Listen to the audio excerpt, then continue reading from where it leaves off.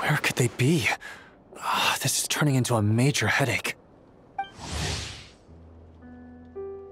What now, boss? Forget our brothers and sisters over at the lighthouse waiting to get to work. If we don't have enough fuel, it's lights out for the entire camp. Yeah, we gotta think of something, squad leader. Don't worry. Head back to your posts. I'll take care of this.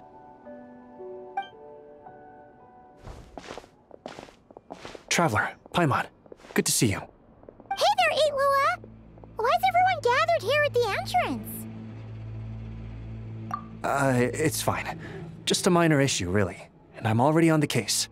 Come on, Eitlua!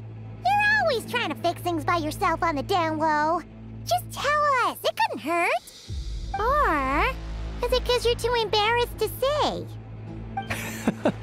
No way. I just don't want everyone in town worrying about things that I can handle on my own.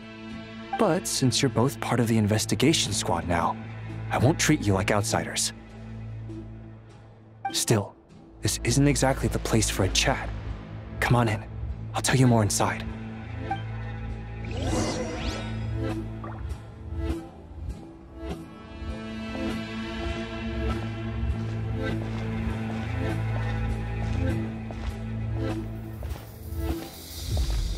Squad leader, I've compiled what data we have on the bases we can still control. My report is over at the command post. Got it. Thanks, Roland.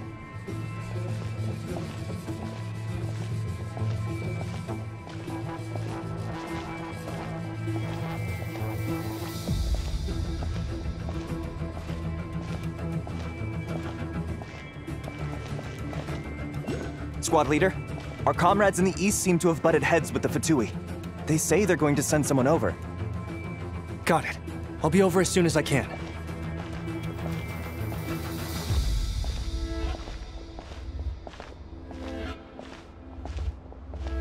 Jeez, Eitlua! Are you always this busy? Recently, yes. There's just so much work to catch up on.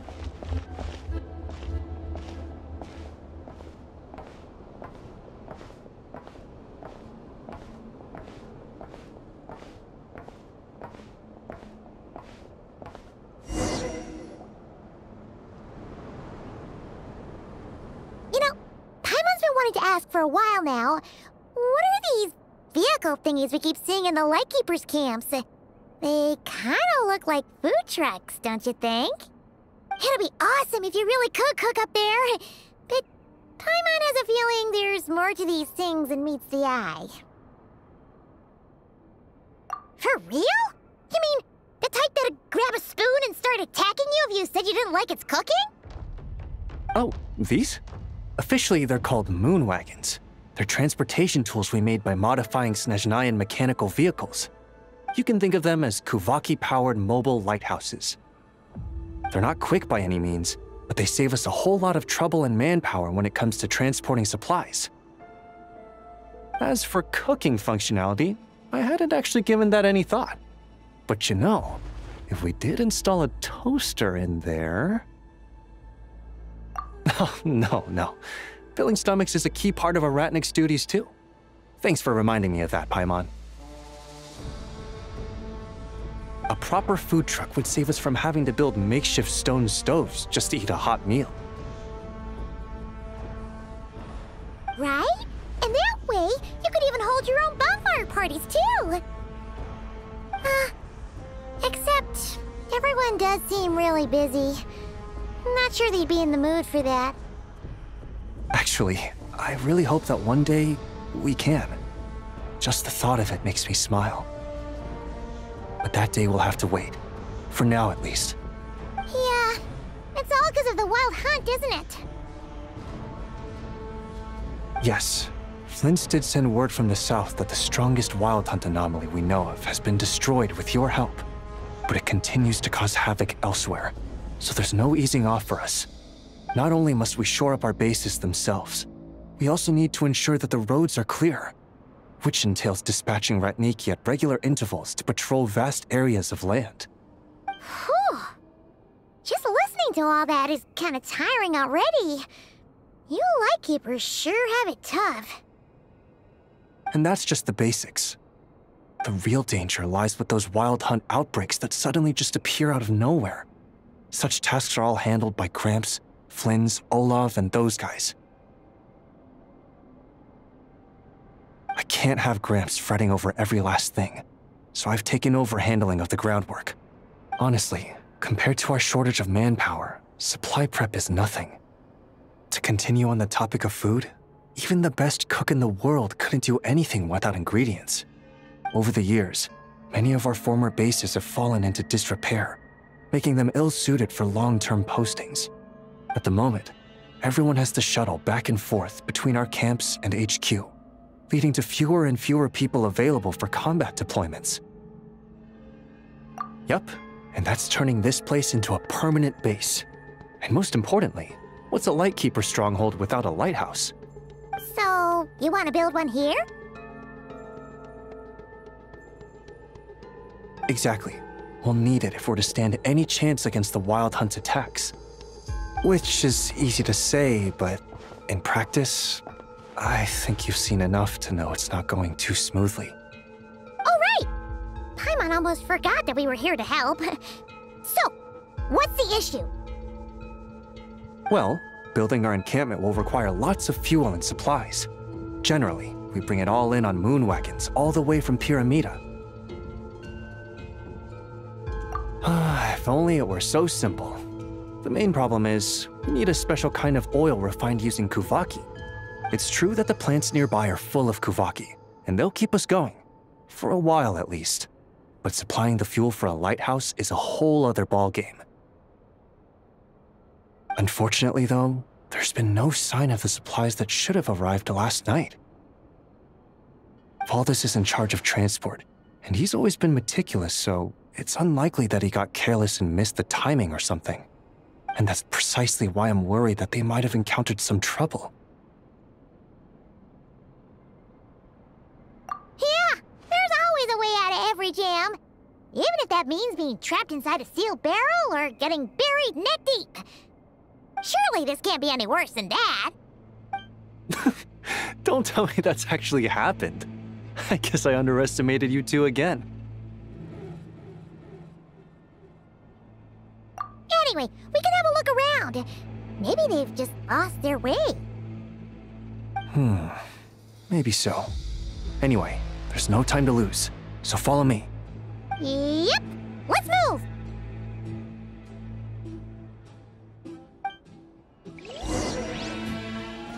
Strange.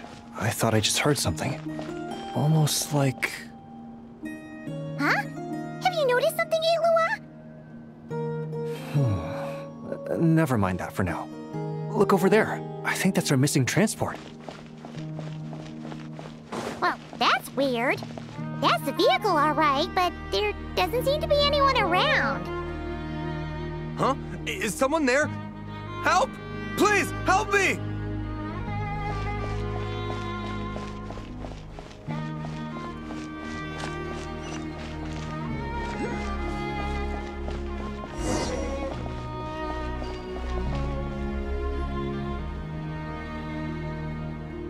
Squad leader! Thank the gods you're here! Please, help me! Valdez, how did you end up here? It's a long story, but the barrier created by these mandragoras can't be broken from inside, so I've been stuck in here for almost the whole day!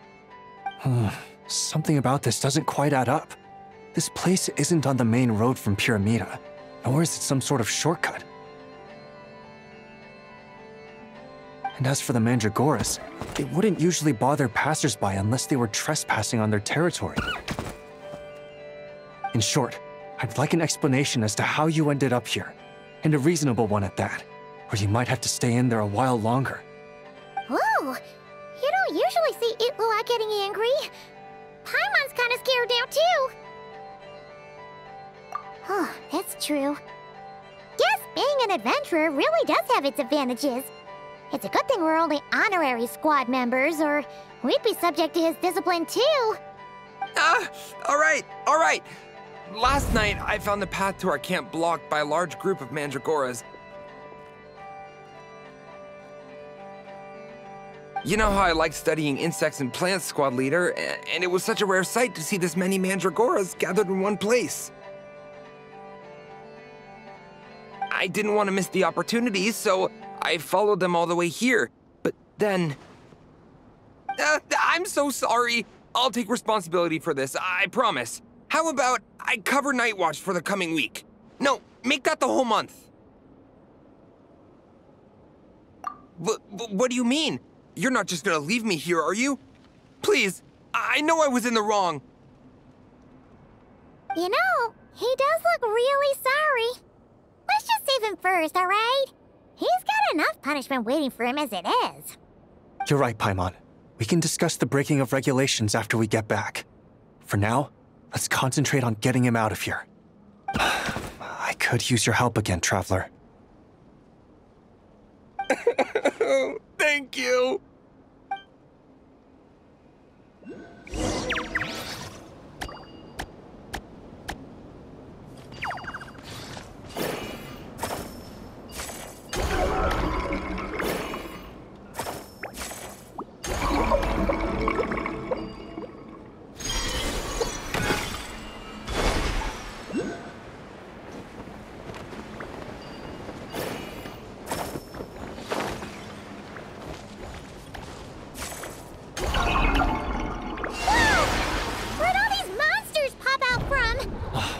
Guard down. Prepare for battle, everyone.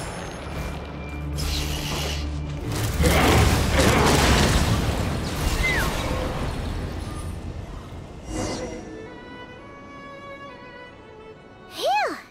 Finally drove off those monsters. What's going on here? Surely they couldn't have been waiting in ambush this whole time. The Wild Hunt. The Mandragoras. Huh, I get it. Huh? Have you figured something out, Illawa? Valdis, I think these Mandragoras trapped you inside the barrier to protect you. They're very sensitive to shifts in their environment. I myself heard some strange murmurs on the way here. Come to think of it, it must have come from the Wild Hunt monsters, who had yet to manifest at that time. These Mandragoras must have detected them very early on, which is why they barred your path and prevented you from continuing onward. Only to have you follow them anyway, leaving them no choice but to trap you here for your protection. I see. So that's what was going on. No wonder they refused to leave the area. They probably only protected you because they detected the scent of grass and flowers on your person. Perhaps because of all the time you spend around them. Either way, thank you both. There doesn't seem to be any further danger.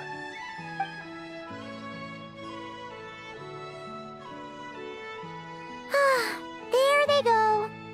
Adorable little fellas, huh? And they didn't even ask for a reward. Imagine if we had them around to watch our backs. We'd never have to worry about being ambushed while opening treasure chests again. You know, putting it like that, it was kind of understandable that Valdis would want to follow them. Right? Finally, someone understands me. I know, I'm sorry. I'll take whatever's coming to me. All right, now that we've got him out, let's head back. The others are probably starting to worry.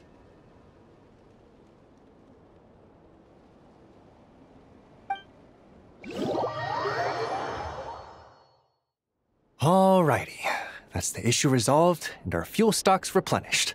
Thank you both very much. Don't mention it. We're part of the team, right?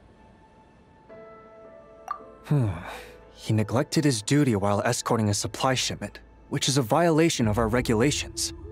However, he did encounter a pretty dangerous situation related to the Wild Hunt, and we didn't end up suffering any losses. As such, as per his wishes, he'll be responsible for protecting the lighthouse throughout its next month of construction. Hope he doesn't start slacking off again. Now that she's a member of the team, Paimon's gonna start coming down to check up on him. Oh, and see how the lighthouse is coming along, too. Speaking of which, Paimon wonders what it'll look like once it's all done. It won't be as impressive as the one at Final Night Cemetery, that's for sure. Still, it'll be bright enough to serve as a beacon to guide travelers through the night. So long as we're able to keep people safe, whether from the wild hunt or anything else, our efforts will not have been in vain. Anyway, I should go back to sorting through our archives. All that work isn't gonna do itself. Don't worry, we won't be this busy forever. We should be able to put our feet up a bit once this place is up and running. In that case, we'll help you out. That way, it'll be done in no time. Your help would be most welcome, believe me. But I'm sure you've got a lot on your plate already. And asking you to come all this way just to do our work for us, it wouldn't feel right. How about this then? If you find anything useful during your adventures and you happen to be passing by, feel free to drop it off. Come on, it's no biggie. Like you said, we're squad mates now. Isn't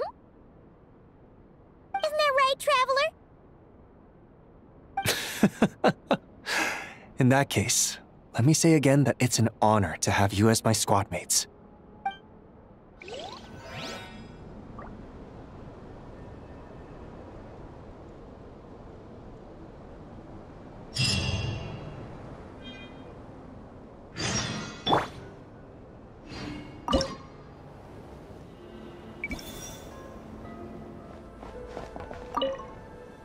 The weather in this area has improved quite a bit, mostly thanks to you two.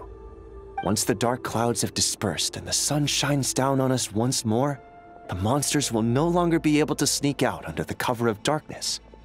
And when that day comes, the Lightkeeper stationed here will finally be able to rest. True. If only it could always be daytime. Say, do you think the sun's kinda like us Ratniki? I mean, before the sun lit up the skies, the world could only have known darkness. What I'm trying to say is, if it wasn't for the sun, there wouldn't be a daytime at all.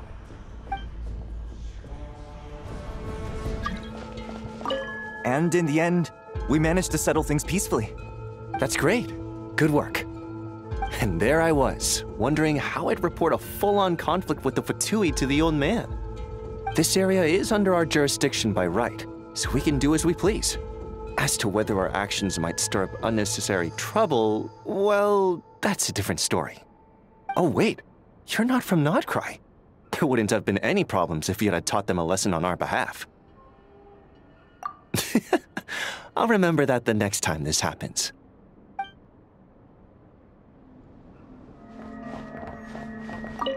Whew, busy. Time to compile the reports and send them out. Gotta make sure we're all on the same page. Let's see, who needs a copy? Squad leader Olaf, who's out in the field pursuing the wild hunt. The sergeant major stationed in various regions. Oh, yes, and Sir Flynn's too. Well, I will have some help from my colleagues, but most of them, yes. Don't worry, this isn't a manpower issue. More like a side effect of the free-spirited nature of most Ratniki. If there weren't people like me serving as runners, we'd often end up losing track of such individuals in the field. Besides, I like to pay them all a visit anyway, so it's a win-win for everyone.